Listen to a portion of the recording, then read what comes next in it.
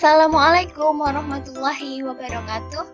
Pada kesempatan kali ini saya akan membahas materi PKN kelas 12 SMA dengan materi pelindungan dan penegakan hukum.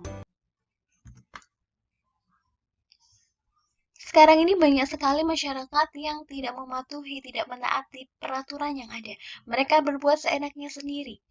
Nah, untuk mencegah terjadinya pelanggaran hukum tersebut, pemerintah itu membuat peraturan perundang-undangan dengan tujuan untuk menciptakan ketertiban, keamanan, kenyamanan, keselamatan dalam masyarakat.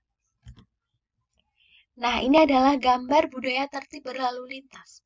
Jadi, ketaatan Anda terhadap peraturan merupakan bentuk kesadaran dalam penegakan hukum. Jadi, bagi kalian yang sudah merasa mematuhi, menaati peraturan, jadi kalian itu sudah memiliki kesadaran dalam ikut serta penegakan hukum yang ada. Nah, selanjutnya adalah pelindungan hukum itu ada dua, yaitu preventif dan represif. Kalau preventif itu adalah pelindungan hukum yang diberikan oleh pemerintah dalam tujuan untuk mencegah sebelum terjadinya pelanggaran. Jadi, dibuat peraturan perundang-undangan dengan maksud mencegah pelanggaran serta memberikan rambu-rambu atau batasan. Sedangkan pelindungan hukum represif itu adalah pelindungan akhir berupa sanksi seperti denda, penjara, dan hukuman tambahan yang diberikan apabila terjadi sengketa atau telah dilakukan pelanggaran. Jadi, di sini kalau preventif itu adalah pelindungan yang diberikan sebelum terjadi pelanggaran, maka dibuat peraturan. Kalau represif itu perlindungan setelah terjadi pelanggaran, maka diberikan sanksi seperti denda, penjara, seperti itu. Nah, di sini pelindungan hukum itu adalah pemberian bantuan untuk memberikan rasa aman kepada saksi atau korban melalui satu, pemberian restitusi. Restitusi ini adalah ganti kerugian yang diberikan kepada korban atau keluarganya oleh pelaku atau pihak ketiga. Yang kedua adalah kompensasi. Kalau kompensasi itu ganti kerugian yang diberikan oleh negara karena pelaku itu tidak mampu memberikan ganti rugi sepenuhnya yang menjadi tanggung jawabnya. Terus yang ketiga adalah pelayanan medis. Yang keempat adalah bantuan hukum. Ini berupa bantuan pengacara atau advokat. Semuanya ini itu bersifat preventif maupun represif, baik lisan maupun tulisan. Nah, upaya ini itu guna memberikan keadilan, ketertiban, kepastian, kemanfaatan, dan kedamaian. Kalau ini adalah konsep perlindungan hukum menurut para tokoh. Ini ada menurut Sacipto Raharjo sama Philippus M. Hedjon. Kalau menurut Sacipto, itu adalah perlindungan hukum itu memberikan pengayoman terhadap hak asasi manusia yang dirugikan orang lain atau perlindungan itu diberikan kepada masyarakat agar dapat menikmati semua hak yang diberikan oleh hukum. Kalau menurut Philippus, itu adalah perlindungan hukum itu bagi rakyat sebagai tindakan pemerintah yang bersifat preventif dan represif. Ya. Oke, selanjutnya adalah perlindungan hukum itu memiliki unsur-unsur. Apa sih unsur-unsurnya? Yang pertama adalah adanya perlindungan dari pemerintah kepada warganya. Yang kedua, adanya jaminan kepastian hukum.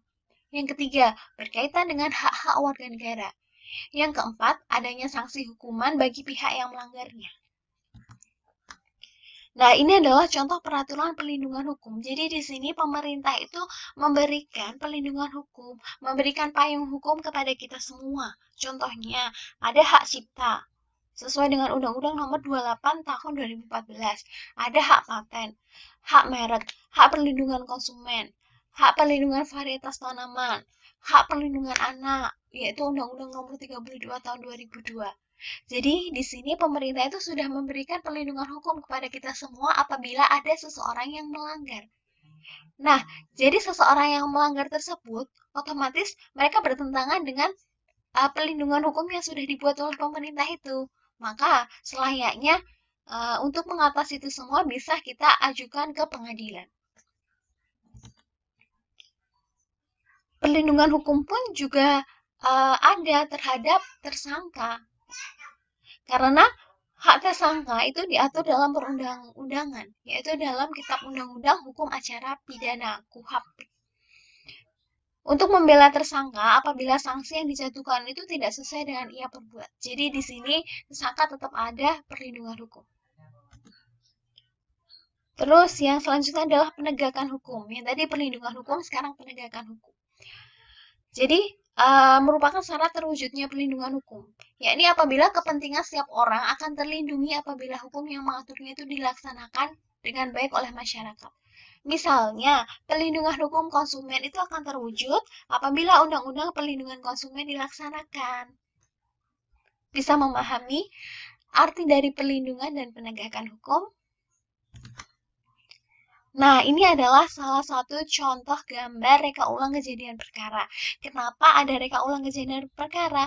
Karena ini adalah upaya untuk menegakkan hukum agar terang gitu ya, agar ada titik terang terhadap tindak pidana yang telah ia lakukan. Jadi biar jelas gitu ya, harus ada, ini adalah salah satu upaya, salah satu unsur untuk menegakkan hukum yang ada. Jadi biar sama-sama kita tahu ya, kejadiannya itu seperti apa, kejadiannya itu menimpa korban tersebut di mana. Nah, ini adalah upaya penegakan hukum yang dilakukan oleh negara. Nah, sekarang kenapa sih penting perlindungan dan penegakan hukum?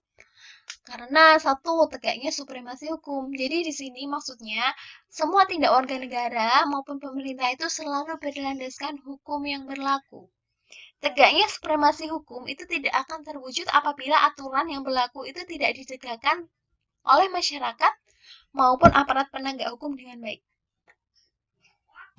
Nah, pentingnya yang kedua adalah tegaknya keadilan. Jadi di sini untuk mewujudkan keadilan bagi setiap masyarakat.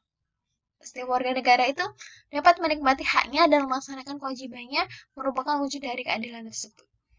Jadi aturan-aturan itu memang wajib harus ditegakkan untuk mewujudkan keadilan. Terus selanjutnya adalah mewujudkan perdamaian dalam kehidupan di masyarakat. Kehidupan yang diwarnai suasana yang damai itu merupakan harapan setiap orang. Jadi perdamaian itu akan terwujud apabila setiap orang merasa dilindungi dalam segala bidang kehidupan. Nah, kalau yang ini adalah faktor-faktor yang mempengaruhi berlakunya hukum dalam masyarakat. Yang pertama adalah faktor dari segi hukumnya sendiri. Nah, maksudnya ini adalah undang-undang atau peraturan itu dibuat tidak boleh bertentangan dengan ideologi negara. Dan undang-undang itu dibuat haruslah menurut ketentuan yang mengatur kewenangan pembuatan undang-undang sebagaimana diatur dalam konstitusi negara. Serta undang-undang itu dibuat haruslah sesuai dengan kebutuhan dan kondisi masyarakat di mana undang-undang tersebut diberlakukan. Jadi tetap tidak boleh bertentangan dengan ideologi negara kita. Faktor selanjutnya adalah penegak hukum. Maksudnya di sini contohnya adalah polisi. Nah, polisi di sini tuh menertibkan membuat keamanan dalam masyarakat. Jadi di sini pihak-pihak yang secara langsung terlibat dalam bidang penegakan hukum itu harus menjalankan tugasnya dengan baik sesuai dengan peranannya masing-masing. Nah, contohnya selain polisi itu ada jaksa, pengacara, hakim, seperti itu ya. Nah, yang selanjutnya adalah dari faktor masyarakat sendiri. Jadi di sini masyarakat itu harus mengetahui dan memahami hukum yang berlaku, serta menaati hukum yang berlaku dengan penuh kesadaran akan penting dan berlakunya hukum bagi kehidupan masyarakat. Yang keempat itu adalah sarana atau fasilitas. Jadi di sini ketersediaan sarana atau fasilitas yang memadai itu merupakan suatu keharusan bagi keberhasilan penegakan hukum. Contohnya harus ada pengadilan, ya enggak? Nah, itu sebuah fasilitas untuk menegakkan hukum yang terjadi. Terus selanjutnya adalah faktor kebudayaan. Jadi di sini berdasarkan apa dalam pergaulan hidup manusia. Jadi nilai-nilai mana yang merupakan konsepsi abstrak mengenai yang baik sehingga harus dianut dan apa yang dianggap buruk sehingga harus dihindari. Baik, demikian. Terima kasih. Semoga kita bisa memahami arti, hakikat, penegakan, dan perlindungan hukum. Wassalamualaikum warahmatullahi wabarakatuh.